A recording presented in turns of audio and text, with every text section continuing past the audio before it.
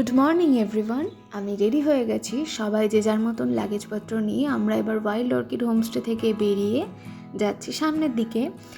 মাঝে কিছু জায়গায় দাঁড়িয়েছিলাম, যে কি কোথায় দাঁড়িয়েছিলাম সেটা আমি আমার বড় ব্লগে আপলোড করছি। আর তারপরে আমরা গিয়েছিলাম চা বাগান, আর এটা হচ্ছে আমাদের একদম ক্লিপস, আমার আর সন্দীপের কিছু ভিডিও বা ফটো আমরা কি করে নিচ্ছিলাম দুজন মিলে, একাই যেহেতু ছিলাম।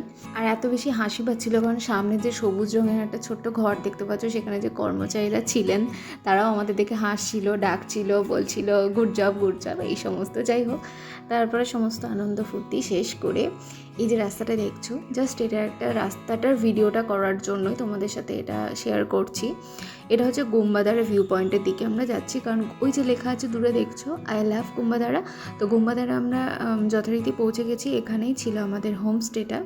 হোমস্টেটা কিন্তু ভীষণ ভালো একটা জায়গায়, ভীষণ সুন্দর একটা পজিশনে কিন্তু হোমস্টেটা।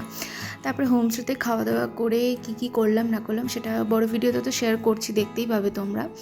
আমি আর সন্দীপ অনেকক্ষণ বসেছিলাম। এখানে একটা ঘটনা ঘটেছিল, মানে দুটো ছেলে এত জোরে বাইক নিয়ে যাচ্ছিল যে ওদের পকেট থেকে অ্যাপেলের কোনো 15+ একটা কোনো ফোন পকেট থেকে পড়ে যায়।